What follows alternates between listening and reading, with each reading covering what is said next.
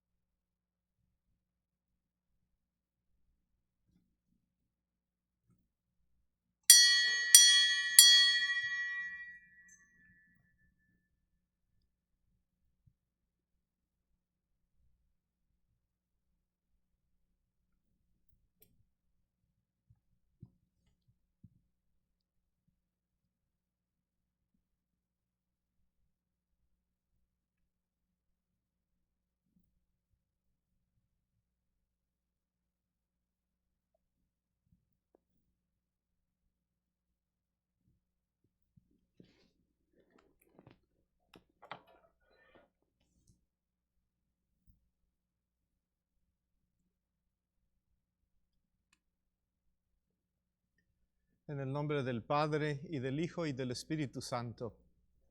Que la gracia de nuestro Señor Jesucristo, el amor del Padre y la comunión del Espíritu Santo estén con todos ustedes.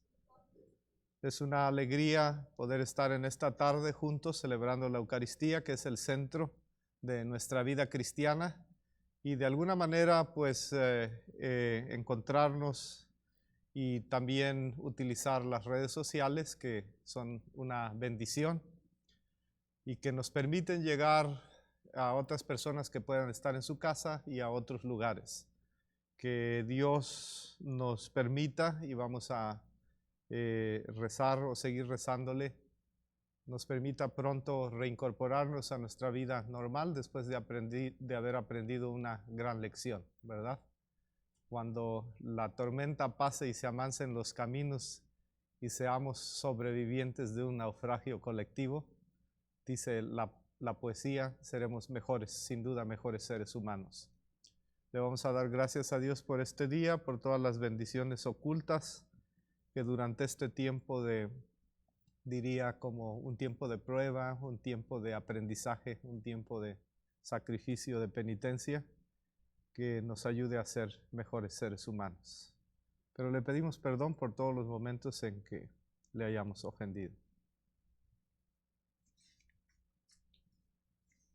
Yo confieso ante Dios Todopoderoso y ante ustedes, hermanos, que he pecado mucho de pensamiento, palabra, obra y omisión. Por mi culpa, por mi grande culpa. Por eso ruego a Santa María siempre Virgen, a los ángeles, a los santos, y a ustedes, hermanos, que intercedan por mí ante Dios nuestro Señor. Que el Señor Dios Todopoderoso tenga misericordia de nosotros, perdone nuestros pecados y nos lleve a la vida eterna. Señor, ten piedad de nosotros. Cristo, ten piedad de nosotros. Señor, ten piedad de nosotros.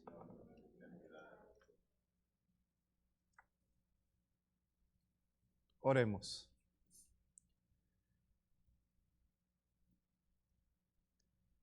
Dios Todopoderoso, te pedimos humildemente que cuando más se acerca el día de la salvación, con tanto mayor fervor nos preparemos para celebrar debidamente los misterios de nuestra fe por Jesucristo nuestro Señor.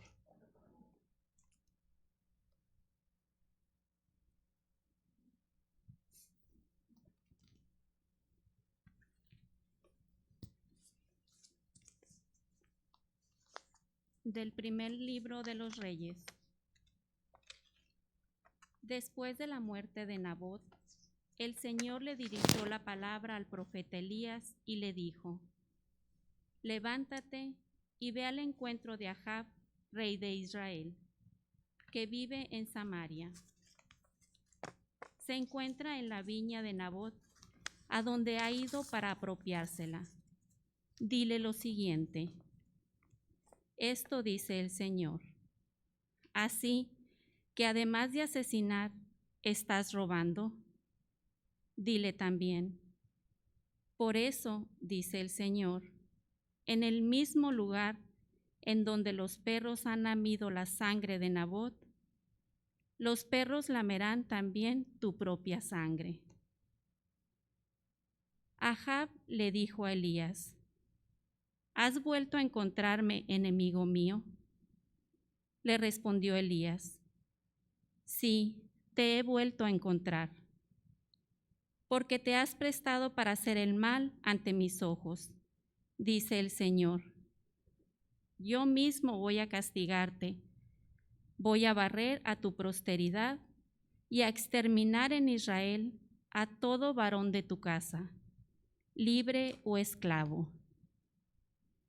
Haré con tu casa lo que hiciste con la de Jeroboam, hijo de Nebat, y con la de Basá, hijo de Ahías, porque has provocado mi cólera y has hecho pecar a Israel.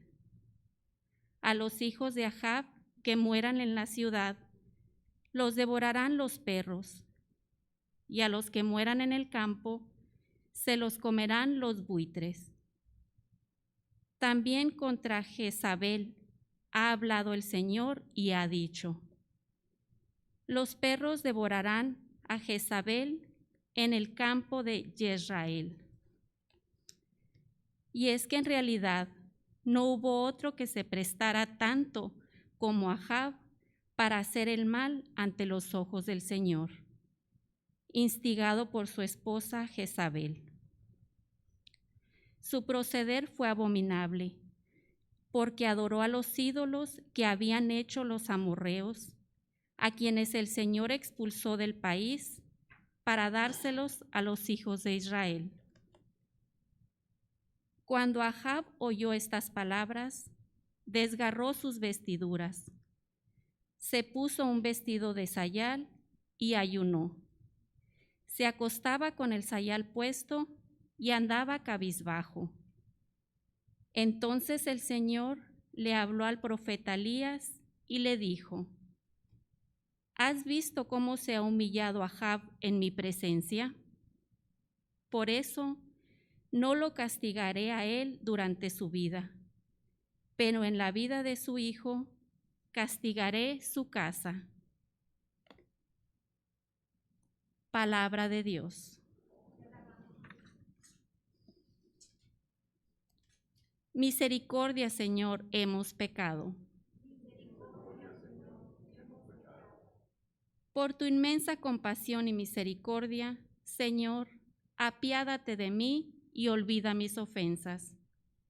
Lávame bien de todos mis delitos y purifícame de mis pecados.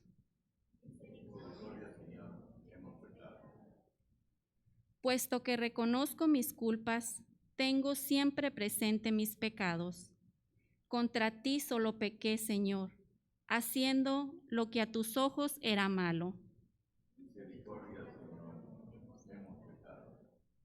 Aleja de tu vista mis maldades y olvídate de todos mis pecados. Líbrame de la sangre, Dios y Salvador mío, y aclamará mi lengua tu justicia. Misericordia, Señor, hemos pecado. Aleluya, aleluya. Les doy un mandamiento nuevo, dice el Señor, que se amen los unos a los otros como yo los he amado. Aleluya, aleluya.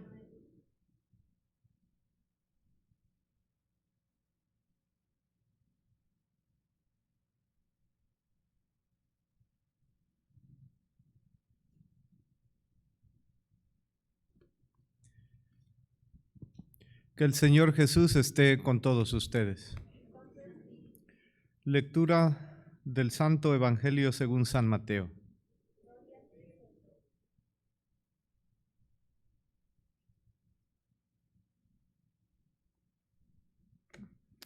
En aquel tiempo Jesús dijo a sus discípulos: ¿Han oído ustedes que se dijo, ama a tu prójimo y odia a tu enemigo?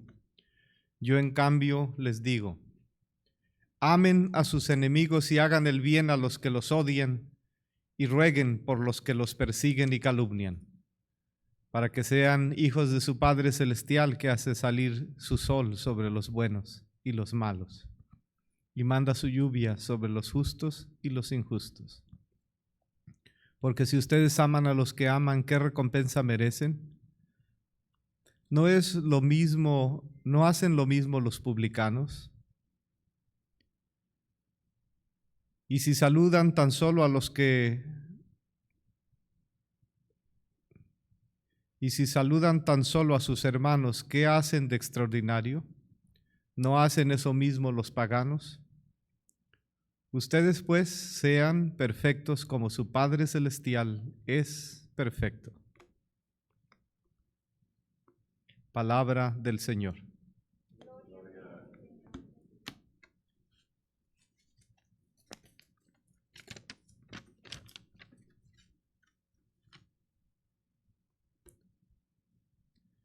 Pues qué bueno que estamos aquí reunidos nuevamente. Tradicionalmente después de la misa siempre tenemos una convivencia y ahora va a ser una convivencia virtual. Así es que se imaginan el pastel y se imaginan la comida así virtualmente, ¿ok? Entonces va a ser, y los que están en su casa, pues saludos, ¿no? Cada quien celebre y piense en los demás miembros del grupo. Sobre las lecturas, yo pienso que amar es como estar siempre un poco enamorado, como dirían los poetas. Amar es como estar siempre un poco enamorado. Y les voy a decir por qué. Porque cuando alguien experimenta pues esa experiencia de estar enamorado, pues es la experiencia, una experiencia muy bonita, ¿no? Es como una experiencia fisiológica.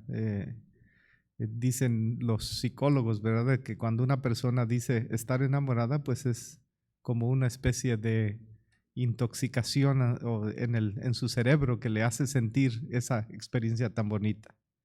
Y luego ya sabemos que pues en la vida de todo ser humano pues pasa un poquito ese momento, pasa la luna de miel, ¿verdad? En los casados pasa la luna de miel, pasa el sentir bonito y luego vienen ya las grandes responsabilidades. Y en el sacerdocio también pues tenemos como nuestra luna de miel en donde todo está muy bonito y luego el sacerdote ya se enfrenta un poco con las exigencias a veces duras del ministerio, ¿verdad? Pero de cargar una cruz, ¿quién se libra, no? En un estado de vida o en el otro. En el Evangelio, pues tenemos una bonita reflexión sobre los dichos de Jesús. Yo creo que todo tendríamos que empezar con el Antiguo Testamento, con esa lectura tan bonita de los reyes que leyó Sonia. Y que tradicionalmente está en el capítulo 21 del libro de los Reyes y que tradicionalmente se llama o se conoce como la viña de Nabot. Entonces no sé si alguna ocasión ustedes escucharon esa historia de la viña de Nabot. Aquí vemos un texto, pero hay una historia antes. Aquí vemos cómo Elías confronta al rey Ahab, ¿verdad? Sobre sus pecados. Entonces, pero si leemos un poquito antes, nos damos cuenta de la historia completa, ¿verdad? Entonces, es muy interesante y muy bonita y muy triste, tiene un triste final, pero que de alguna manera ya en el Antiguo Testamento vemos como que una prefigura de lo que iba a venir en Cristo. Les voy a decir por qué. Nabot tenía, digamos, su ranchito o su viña, su huerto, y era muy feliz. Pero resulta que ese huerto, esa viña, estaba cerquita del palacio del rey. El rey Ahab, o Acar se puede decir también. Entonces un día el rey pues vio que esa era una viña muy bonita y sintió envidia, y él, siendo el rey, dijo: pues yo quiero tenerla, me gustaría tenerla, tiene árboles frutales, es muy bonita y sobre todo está muy cerquita del palacio. Entonces habla con Nabot y le hace una propuesta, le dice, pues si me la puedes ceder, o incluso yo estoy dispuesto, yo soy el rey, si me la puedes ceder, o incluso yo estoy dispuesto a pagarte oro. Y Nabot le dice, de ninguna manera, es una herencia de mis antepasados. Y el rey se va a su palacio y está muy triste y está deprimido, y su esposa le dice, ¿qué te pasa? Es que yo fui a hablar con Nabot y quería yo esa viña, y se negó y dijo que no. Pero si tú eres el rey, tú eres el rey. Él no puede desobedecer al rey. Entonces estaba tan triste el rey que su esposa, Jezabel, hace un complot en contra de Nabot, el anciano Nabot, ¿no? Entonces, Nabot, la historia es muy larga, pero está muy bonita, la pueden leer.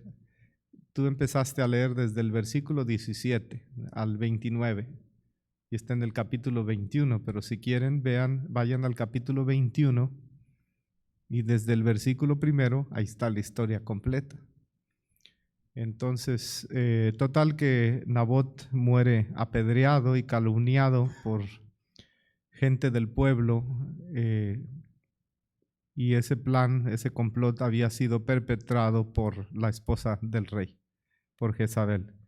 Entonces, aquí en la escena ya entra Elías para decirle, cuando ya está a punto de tomar posesión de esa viña ilícitamente el rey, porque había causado la sangre, entonces Dios envía a Elías y le dice, mándale este oráculo, esta visión al rey, y dile lo que va a pasar. Ahí en el mismo lugar donde los perros lamieron la sangre de un inocente, en el mismo lugar los perros lamerán tu propia sangre. ¿Cómo es posible que además de matar a los demás, también has robado algo que no te correspondía? Y viene toda esa condena muy fuerte, ¿no? Y es tan fuerte la condena de Elías, que muestra el enojo de Dios, que causa la conversión del rey. Y el rey se viste de sayal o de cilicio, como quieran decir, que es como ponerse un tipo de vestimenta así áspera que lastime el cuerpo. Los cilicios en aquella época eran hechos con cabellos negros de camello o de llamas, pero eran ásperos, eran un signo de conversión, de humildad, y dice la palabra que hasta se dormía sobre ella, ¿no? Y eso causa la gran misericordia de Dios. Entonces Dios dice, no te castigaré a ti, mejor dejaré el castigo para tu hijo cuando reine, y el castigo llegará a su casa.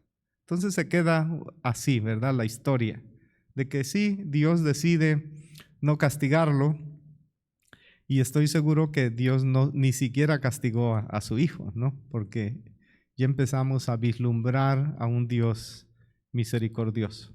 Por eso el Salmo responsorial dice, misericordia, Señor. Y es uno de los salmos de David más bonitos que piden la misericordia de Dios. Porque ustedes saben todo lo que pasó con David también, ¿no? Entonces, ya el tema pues es la misericordia, y nos lleva ya al Nuevo Testamento con Jesús, que dice, ustedes han oído que se dijo, y nos trae la presentación de una nueva era y un nuevo Dios.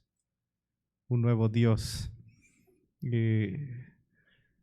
Dios es tan amoroso, digamos, que es dificilísimo que alguien se condene, porque Dios es amorosísimo. Quizá esto no les pueda gustar a algunos predicadores que predican más la justicia de Dios. Para aquellos quienes les gustan las revelaciones, pues ahí está la revelación de Santa Faustina a Dios, de Jesús a Santa Faustina, diciéndole, háblales de mi misericordia. Diles que entre más pecadores son, más merecedores van a ser de mi misericordia. Entonces, por eso dicen que el que tiene una imagen de la divina misericordia no se condena.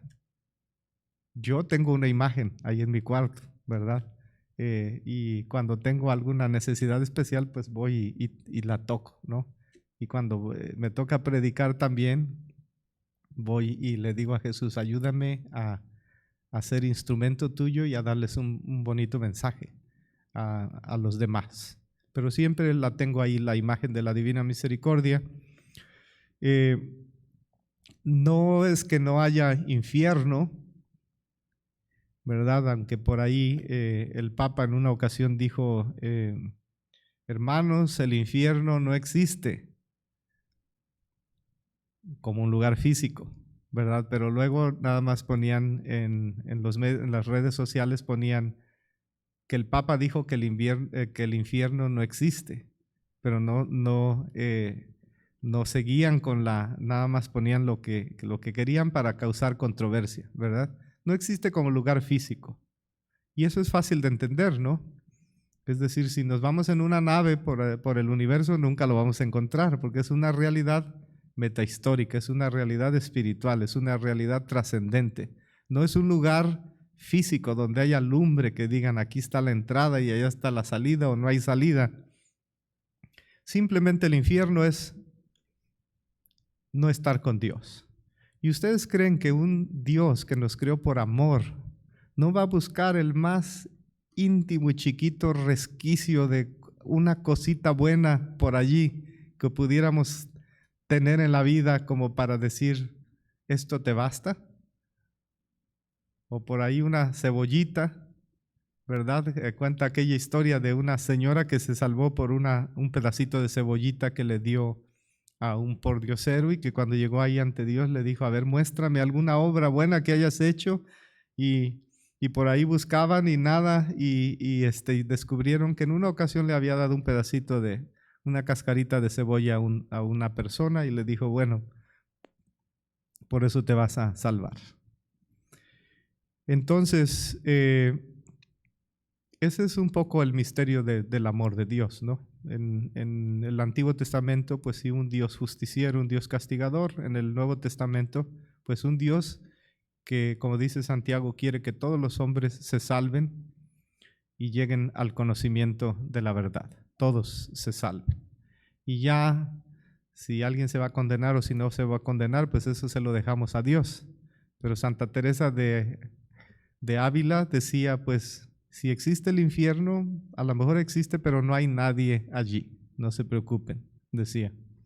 Entonces, llegamos un poco a la manera como Jesús explica el amor, que es, tenemos nosotros que ser reflejo del amor de Dios con los demás. Un Dios que hace llover sobre justos y pecadores, un Dios que hace que salga el sol sobre justos y pecadores, sobre demócratas y republicanos. Dios hace que salga el sol y que llueva para ambos, ¿verdad? Dios hace que salga el sol para los que se dedican a hacer el mal y Dios hace que salga el sol para los que se dedican a hacer el bien. Dios hace que salga el sol para los que nos dedicamos a defender la dignidad y defender la vida, pero también el sol sale para aquellos que se dedican a destruir la vida y destruir la dignidad de los seres humanos. Entonces, el Evangelio de hoy, pues, es una muestra de ese gran amor de Dios y sobre todo unos consejos prácticos que Dios nos da a nosotros si queremos ser como Él, que ama incondicionalmente a todos. Y la primera exhortación, ustedes han oído hablar y han oído que se dijo, ama a tu prójimo y odia a tu enemigo. Si ustedes buscan en el Antiguo Testamento, porque Cristo estaba citando el Antiguo Testamento, ¿dónde dice el Antiguo Testamento, odia a tu enemigo? No dice en ningún lugar, en ningún lugar. Es decir, no hay ninguna cita que diga, odia a tu enemigo. Entonces, ¿por qué Cristo dijo, ustedes han oído que se ha dicho, ama a tu prójimo y odia a tu enemigo? Porque aunque no lo decía la Biblia, la gente lo ponía en práctica. Y todo venía desde el Antiguo Testamento, porque acuérdense, la ley del amor fue evolucionando desde lo más primitivo hasta Cristo. ¿Y cuál es lo más primitivo? Lo más primitivo es la ley del talión, ojo por ojo, diente por diente. El que a hierro mata, a hierro muere. Vida por vida. Esa era la ley del talión. Y era pues, existía por allá entre los asirios, el rey de Babilonia. Estamos hablando como del 1750 antes de Cristo, como el año 2000 antes de Cristo, en la cultura siria, donde tenían esa ley, ¿verdad? Pero fíjense que la ley del talión, el ojo por ojo y diente por diente, ya era una ley avanzada para ellos. Bueno, entonces, ¿cómo estarían antes? Ellos ya habían evolucionado. ¿Qué era lo que hacían antes? Pues aquellas culturas. ¿Por qué se tuvo que hacer el código de Hammurabi? ¿Por qué tenía la ley del talión? Antes, la ley del talión es, si alguien te hace algo, tú hazle exactamente lo mismo.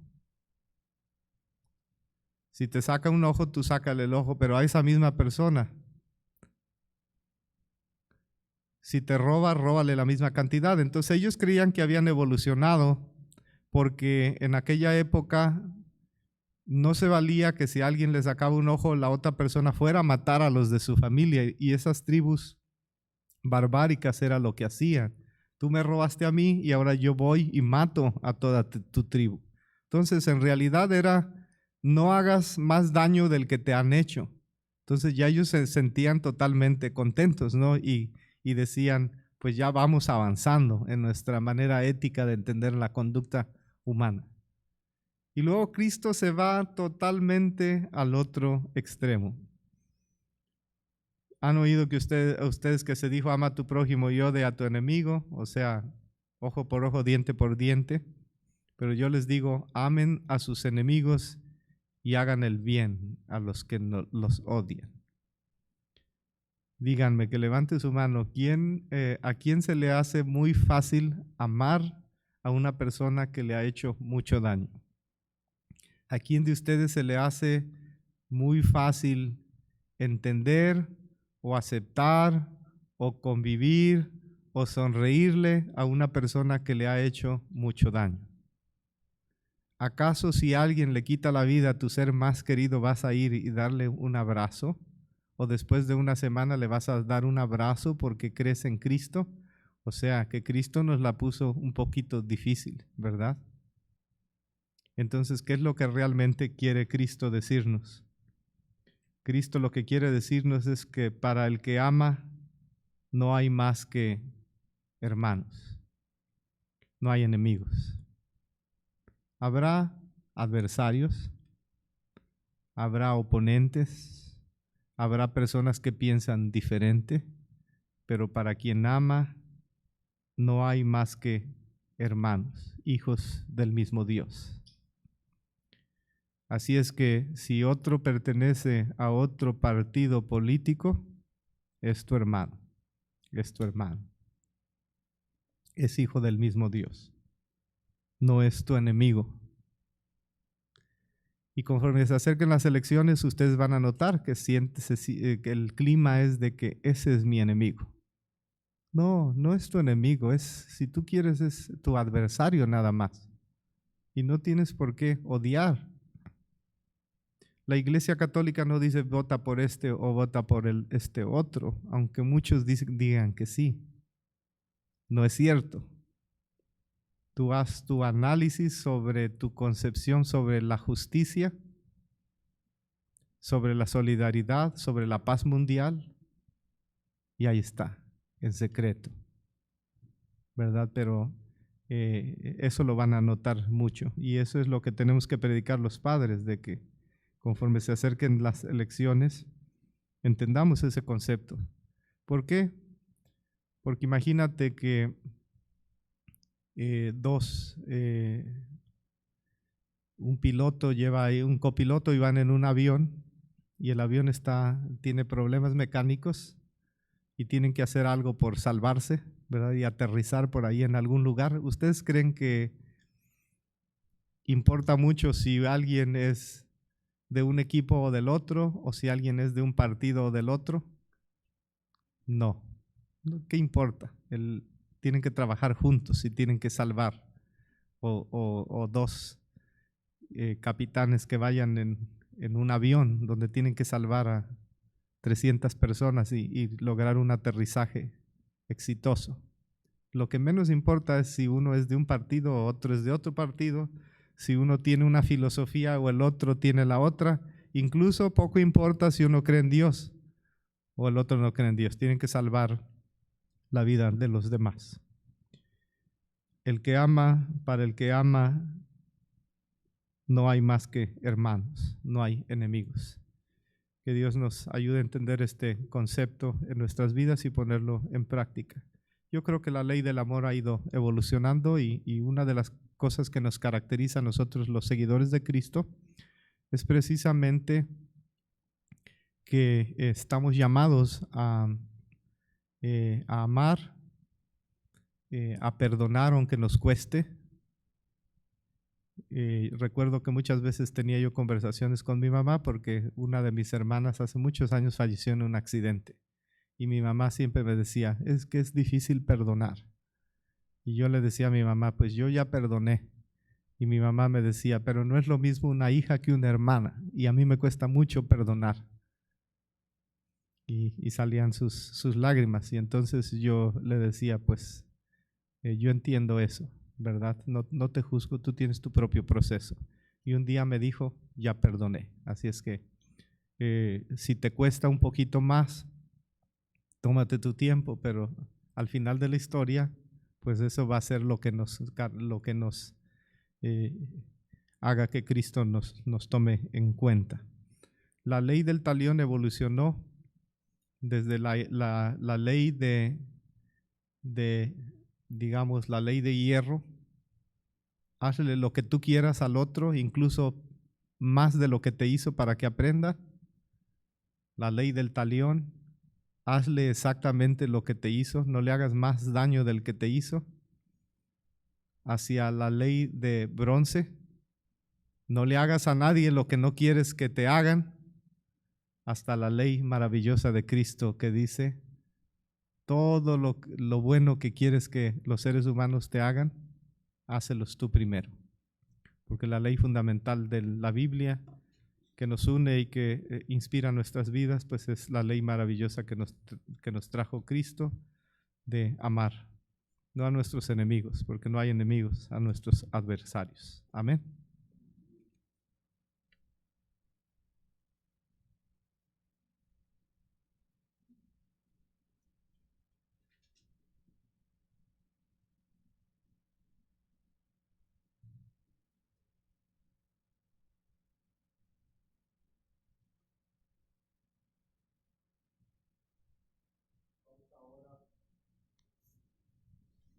A ofrecer nuestras peticiones por la Iglesia Universal.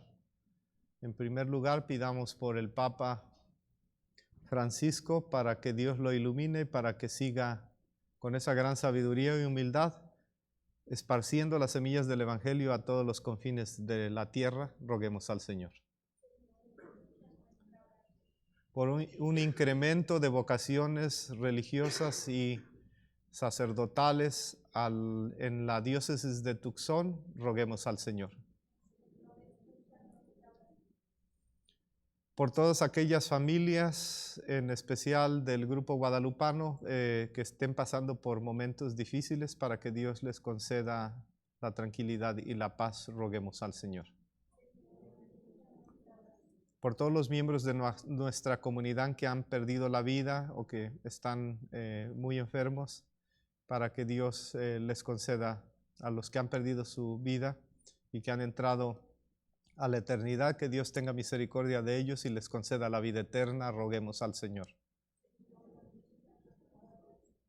Por las familias que están desunidas, por las familias que están pasando por crisis, por las familias que están al borde de la separación, por las familias confundidas, por las familias enojadas, por las familias tristes, por las familias desilusionadas, para que Dios, ojalá a través de nosotros o de algún consejito de nosotros puedan encontrar alguna luz de esperanza en sus situaciones tan difíciles, roguemos al Señor.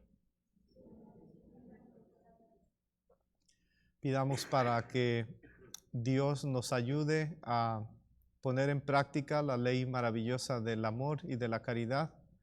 No solamente amar a los que nos aman, sino también pedir, rezar por aquellos que nos han hecho daño y también vivir siempre con esa regla de oro de hacer a los demás lo que nosotros queremos que los demás nos hagan a nosotros. Roguemos al Señor. Y por todas aquellas intenciones que ustedes tengan, las pueden desde lo más profundo de su corazón, en este momento en silencio, ofrecer a nuestro Señor.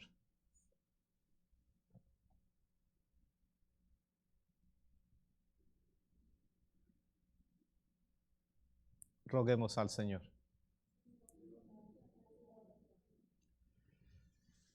Padre Celestial, ponemos, Señor, en tus manos nuestras plegarias. Te pedimos que sigas iluminando a este ministerio, que siga creciendo, que siga sirviendo a la comunidad, que siga siendo un buen testimonio de servicio, de compromiso. Te pedimos también por nuestra parroquia, por nuestros feligreses, para que nos cuides, para que nos protejas, para que nos mantengas con buena salud y con la esperanza de que muy pronto todos juntos vamos a estar participando de la mesa de tu Hijo en la Eucaristía, que es el centro y la culmen de la vida cristiana. Por Jesucristo nuestro Señor. Amén.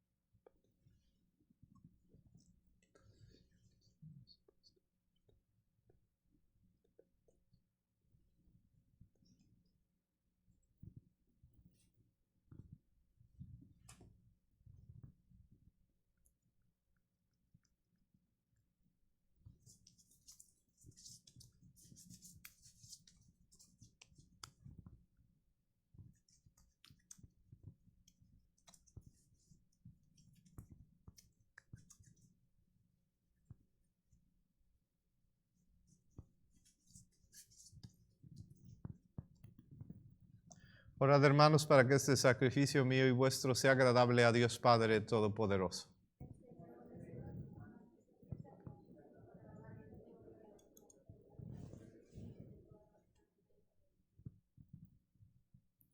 Recibe, Señor, con bondad las ofrendas de tu pueblo y haz que renovados por la confesión de tu nombre y por el bautismo consigamos la felicidad eterna por Jesucristo nuestro Señor.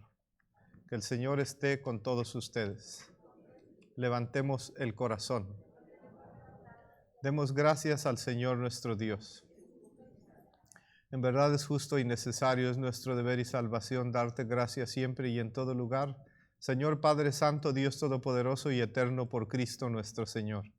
Porque naciendo restauró nuestra naturaleza caída, padeciendo en la cruz borró nuestros pecados, resucitando de entre los muertos nos proporcionó el acceso a la vida eterna, y ascendiendo hasta ti, Padre, nos abrió las puertas del reino de los cielos.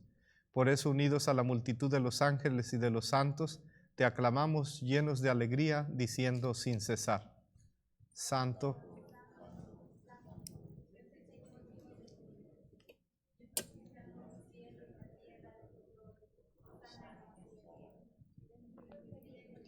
eres, Señor. Santo eres en verdad, Señor, fuente de toda santidad. Por eso te pedimos que santifiques estos dones con la efusión de tu Espíritu, de manera que se conviertan para nosotros en el cuerpo y en la sangre de Jesucristo nuestro Señor, el cual, cuando iba a ser entregado a su pasión voluntariamente aceptada, tomó pan.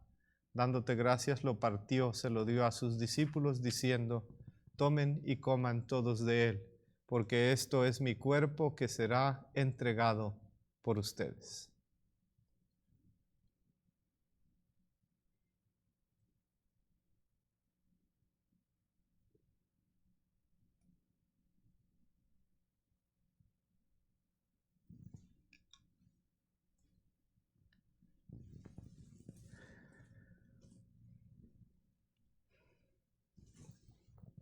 Del mismo modo, acabada la cena, Jesús tomó el cáliz y dándote gracias de nuevo lo pasó a sus discípulos diciendo: tomen y beban todos de él, porque este es el cáliz de mi sangre, sangre de la alianza nueva y eterna, que será derramada por ustedes y por muchos, para el perdón de los pecados. Haced esto en conmemoración mía.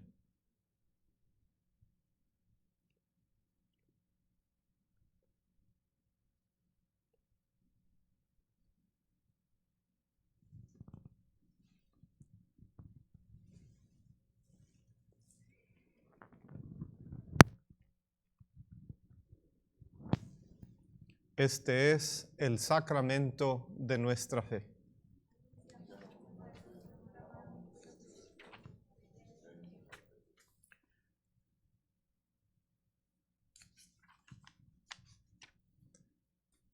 Así pues, Padre, al celebrar ahora el memorial de la muerte y resurrección de tu Hijo, te ofrecemos el pan de vida y el cáliz de salvación.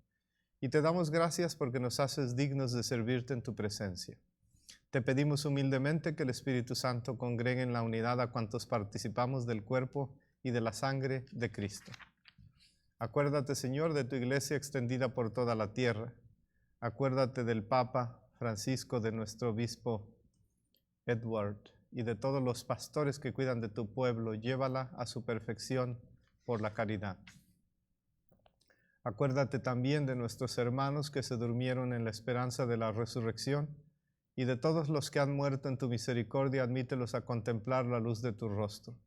Ten misericordia de todos nosotros, y así con María la Virgen, Madre de Dios, San José, su esposo, los apóstoles, y cuantos vivieron en tu amistad a través de los tiempos, merezcamos por tu Hijo Jesucristo compartir la vida eterna y cantar tus alabanzas.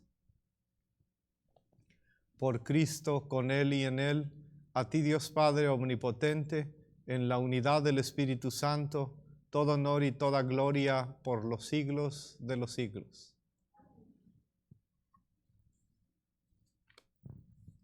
Fieles a la recomendación del Salvador y siguiendo su divina enseñanza, nos atrevemos a decir: Padre nuestro, que estás en el cielo, santificado sea tu nombre. Venga a nosotros tu reino. Hágase, Señor, tu voluntad en la tierra como en el cielo. Danos hoy nuestro pan de cada día. Perdona nuestras ofensas, como también nosotros perdonamos a los que nos ofenden. No nos dejes caer en tentación y líbranos del mal. Líbranos, Señor, de todos los males y concédenos la paz en nuestros días, para que, ayudados por tu misericordia, vivamos siempre libres de pecado y protegidos de toda perturbación, mientras esperamos la gloriosa venida de nuestro Salvador Jesucristo. Señor Jesucristo, que dijiste a tus apóstoles: la paz les dejo, mi paz les doy, no tengas en cuenta nuestros pecados, sino la fe de tu iglesia. Y conforme a tu palabra, concédele la paz y la unidad, tú que vives y tú que reinas por los siglos de los siglos. Que la paz del Señor esté siempre con todos ustedes. Manteniendo su sana distancia, pueden desearse la paz unos a otros.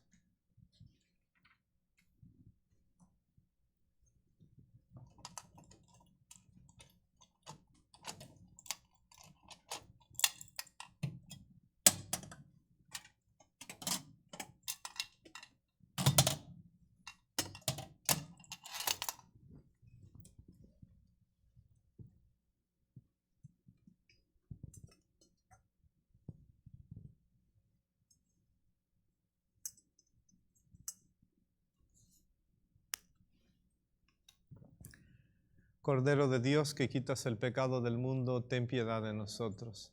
Cordero de Dios, que quitas el pecado del mundo, ten piedad de nosotros. Cordero de Dios, que quitas el pecado del mundo, danos la paz.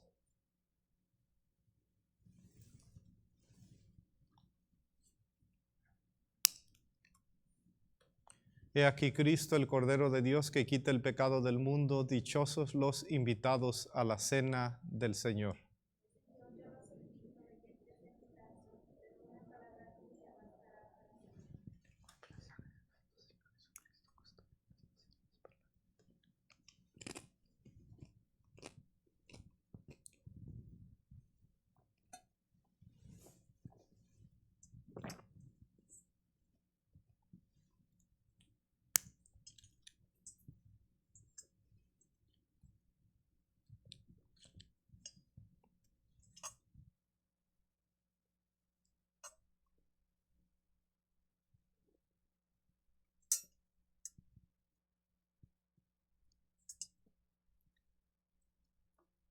Cuerpo de Cristo.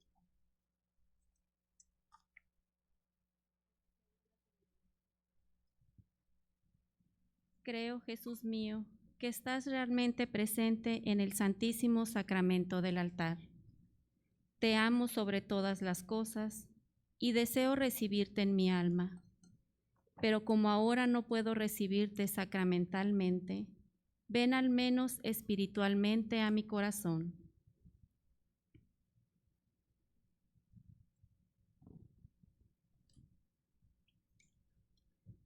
Como si ya te hubiera recibido, te abrazo y me uno todo a ti. No permita, Señor, que jamás me separe de ti. Amén.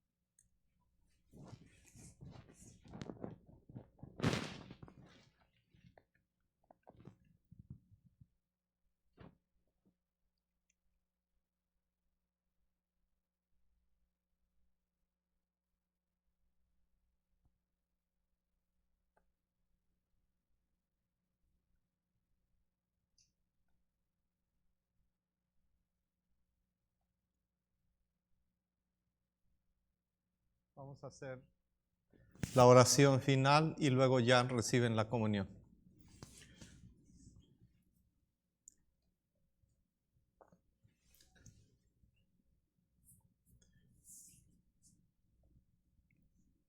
Oremos. Señor y Dios nuestro, escucha nuestras plegarias para que la participación en estos sacramentos de nuestra redención nos ayuden en la vida presente y nos alcancen las alegrías eternas por Cristo nuestro Señor. Que el Señor esté con todos ustedes, que la bendición de Dios Todopoderoso, el Padre, el Hijo y el Espíritu Santo descienda sobre todos y cada uno de ustedes y permanezca para siempre. Hermanos, pueden ir en la paz del Señor. Esta celebración ha terminado. ¿Hay algún aviso? ¿No? Ok. Que tengan una buena tarde todos. Pueden pasar a comulgar. ¿Cómo? Ah, igualmente.